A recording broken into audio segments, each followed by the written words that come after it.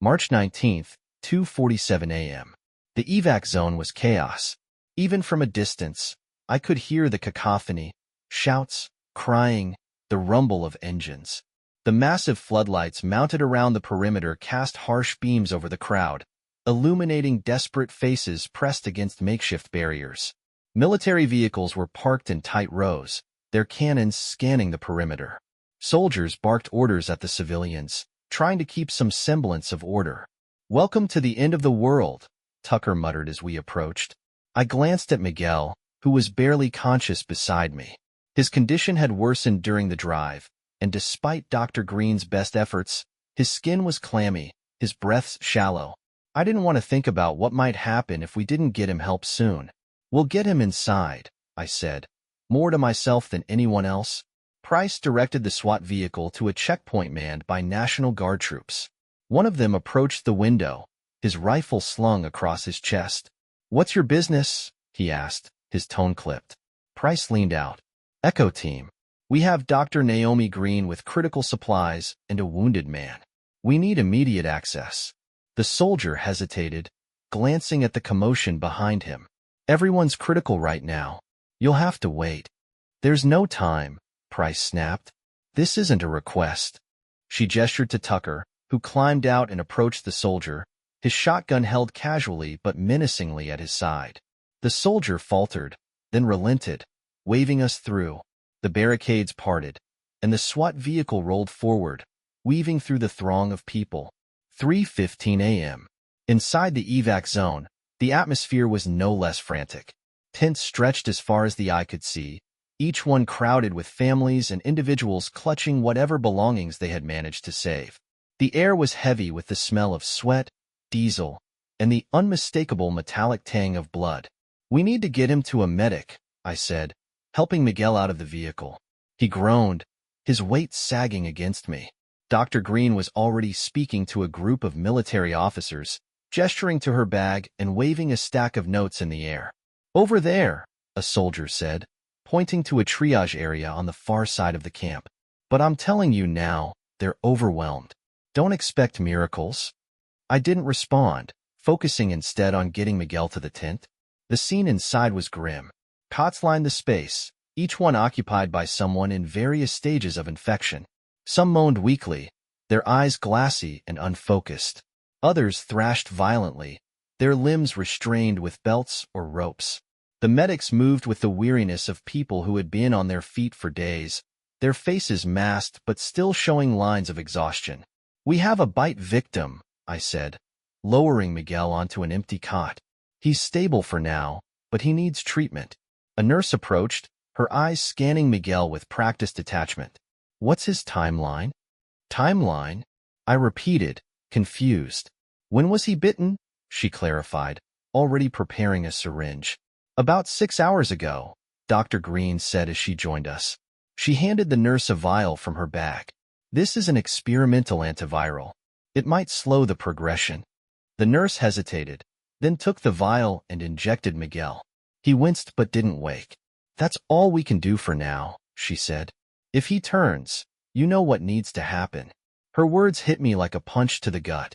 I looked at Miguel, his face pale but peaceful, and clenched my fists. "He's not turning," I said firmly. Dr. Green placed a hand on my shoulder. "We're doing everything we can, Ash, but we need to focus on the bigger picture. The evac zone won't hold if we don't act fast." "What do you mean?" I asked. She gestured to the infected beyond the barriers, their numbers growing by the minute. "This virus spreads exponentially. If we don't find a way to stop it, these camps will become slaughterhouses." 4:30 a.m. Tucker and Price regrouped with us near the command tent. The officers inside were poring over maps and shouting into radios, their discussions laced with panic. "What's the situation?" Price asked, her voice cutting through the noise. "Bad," one of the officers replied. "The infected are breaching the outer perimeters faster than we can contain them. We're low on ammo, low on manpower, and morale's in the gutter." Dr. Green stepped forward. "I have a prototype treatment that could slow the infection, but I need a lab to synthesize more. Is there anywhere nearby?" The officer frowned, then pointed to a map. There's a CDC facility about 10 miles east, but the area's crawling with infected. We haven't been able to establish contact. The Centers for Disease Control and Prevention, the name carried weight. A facility like that would have the equipment and resources needed to create the treatment Dr. Green had spoken of. But the thought of reaching it through a gauntlet of infected was daunting.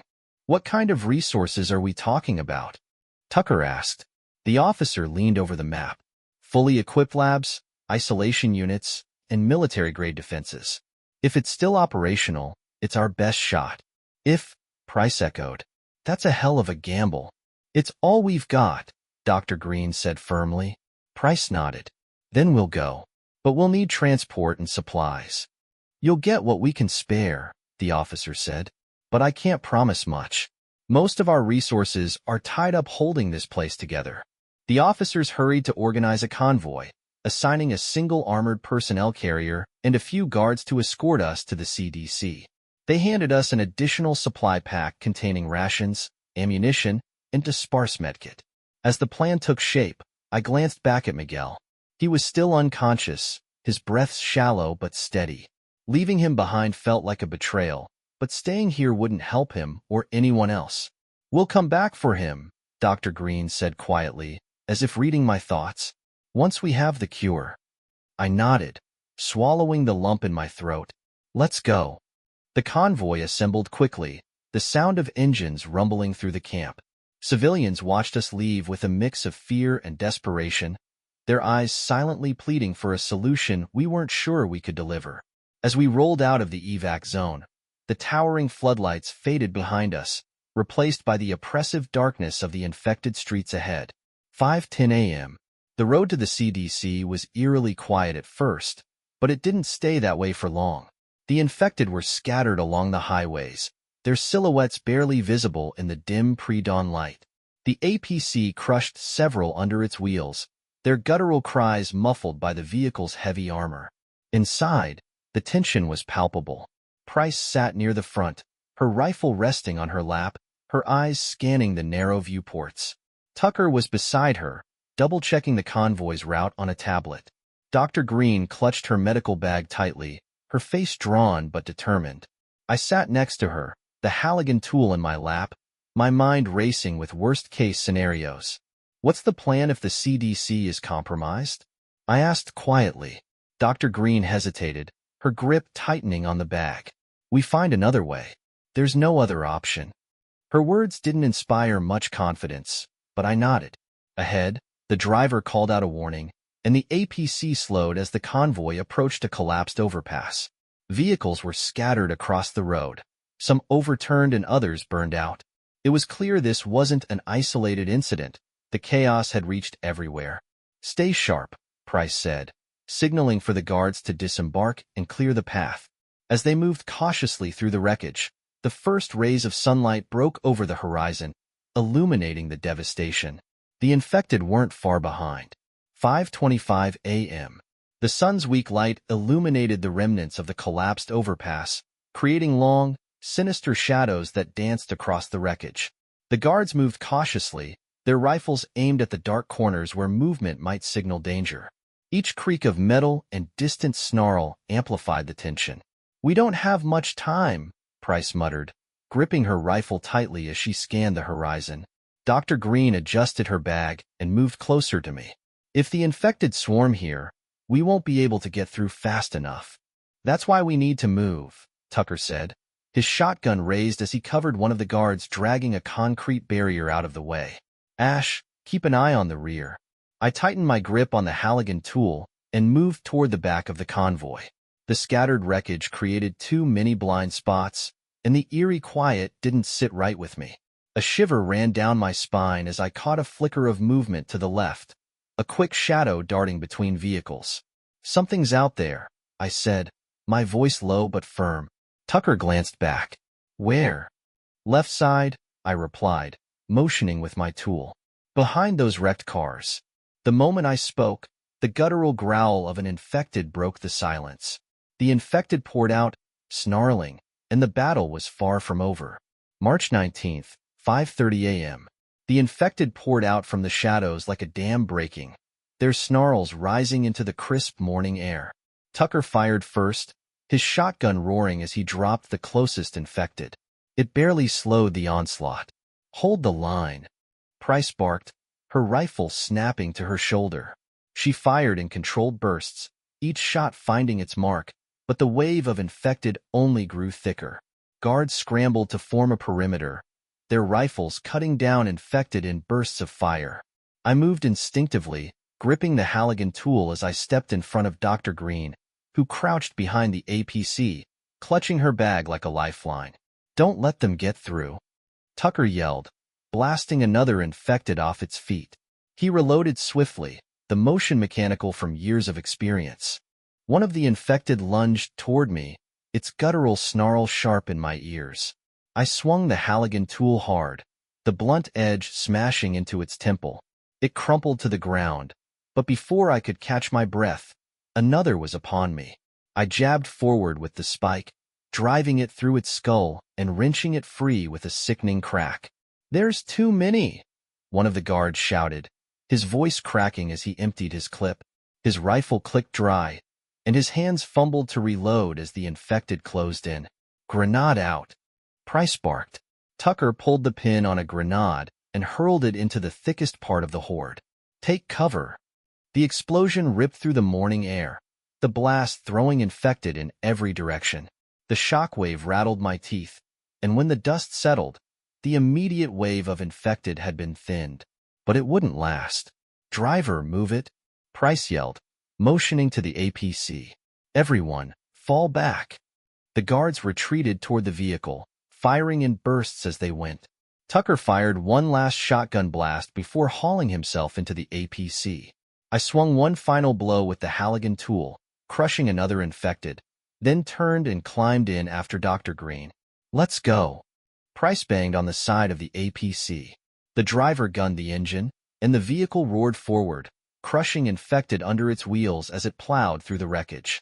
The remaining guards leapt into their vehicle and followed close behind, their gunfire trailing off as they escaped the chaos. 6:10 a.m.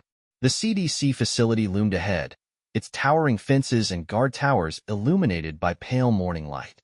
High walls bristled with barbed wire, and automated turrets tracked our approach. Soldiers stood atop the walls, their silhouettes stark against the sky. "We made it," Dr. Green whispered, her voice tinged with disbelief. "We're not inside yet," Price muttered, signaling for the driver to slow down. The APC rolled to a stop at the main gate. A soldier emerged from the guardhouse, his rifle raised. "Identify yourselves," he called through a loudspeaker. Price stepped out of the vehicle, her hands raised. "Echo Team, we have Dr. Naomi Green with critical research and need immediate access." The soldier hesitated, his eyes narrowing as he surveyed the convoy. After a tense moment, he nodded to someone inside the guardhouse. The gates creaked open, and the APC rolled inside. The compound was a hive of activity. Scientists in lab coats moved quickly between buildings, their faces etched with exhaustion. Soldiers manned every corner, their weapons ready. Despite the apparent order, an undercurrent of tension hummed through the air. "Get the doc to the lab," Price ordered. "Tucker, Ash, stay with her. I'll coordinate with the perimeter guards." I helped Dr. Green out of the APC. Her legs wobbled as she stepped onto the pavement, but she steadied herself quickly. "This is it," she said, clutching her bag tightly. "If we fail here—" "We won't," I said firmly, though doubt churned in my gut. 6:30 a.m. The lab was a stark contrast to the chaos outside. The sterile, white walls gleamed under harsh fluorescent lights, and the hum of equipment filled the air. Scientists worked in hurried silence, their movements precise and efficient. Dr. Green wasted no time. She unpacked her bag with methodical urgency, laying out vials, syringes, and stacks of notes. A team of researchers surrounded her, peppering her with questions as they examined the contents. "This is the prototype," she explained, holding up a vial of clear liquid. "It's not a cure, but it can slow the progression of the virus. We need to synthesize more, and quickly." The lead researcher frowned. "Even with our equipment, this will take time. How much do we have?" "Not enough," Dr. Green admitted. But if we can replicate it, the researcher nodded, already setting up equipment. We'll need uninterrupted power and full isolation protocols.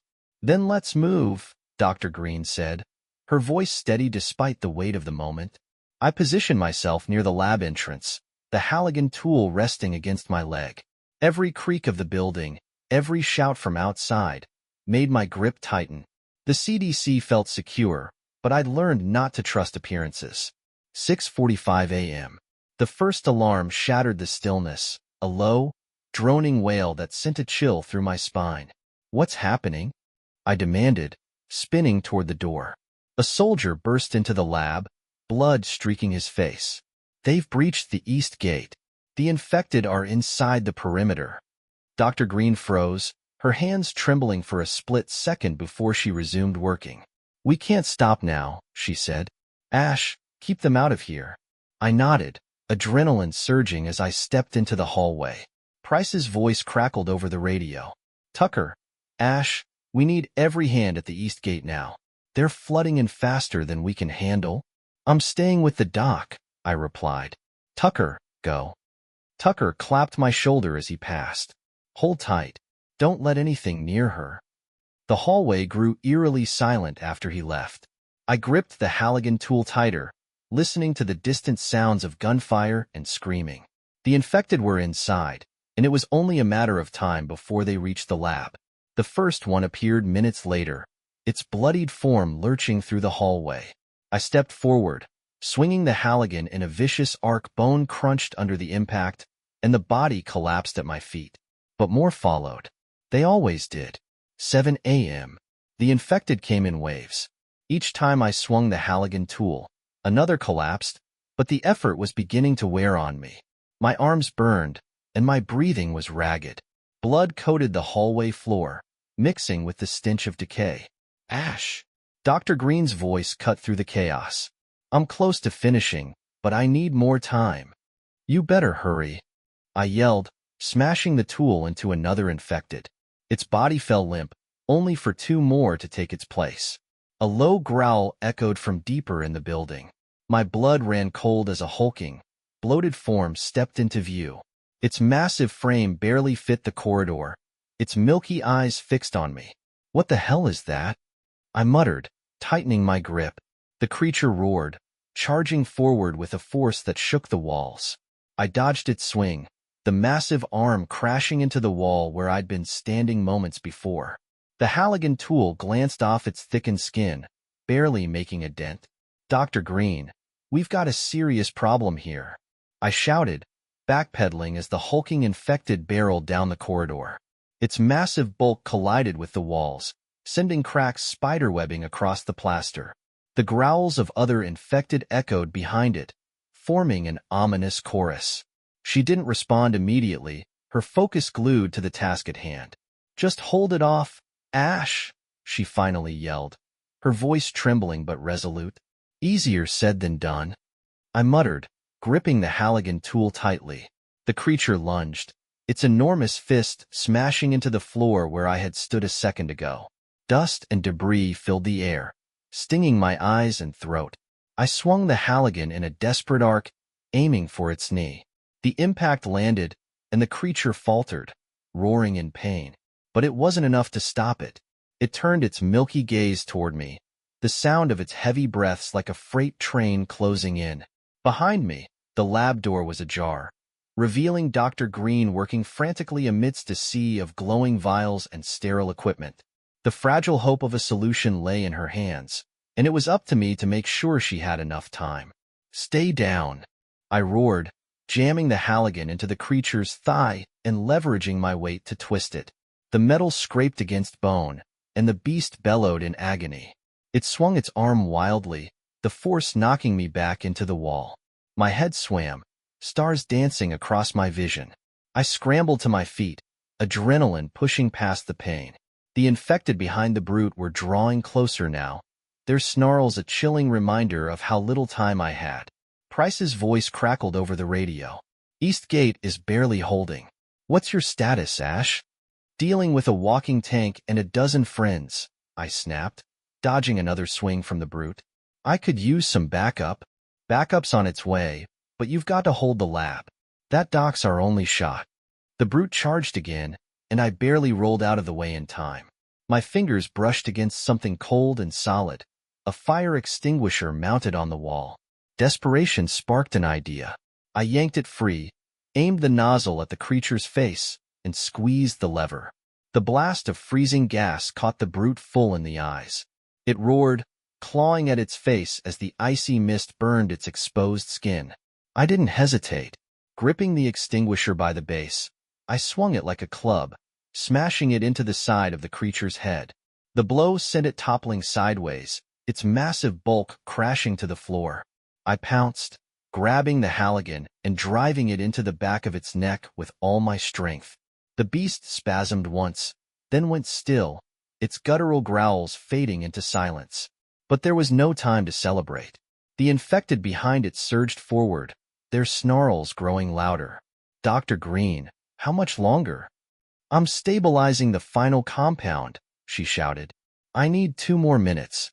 2 minutes, I muttered, stepping back into the hallway and raising the Halligan. "Let's see if I can buy you that."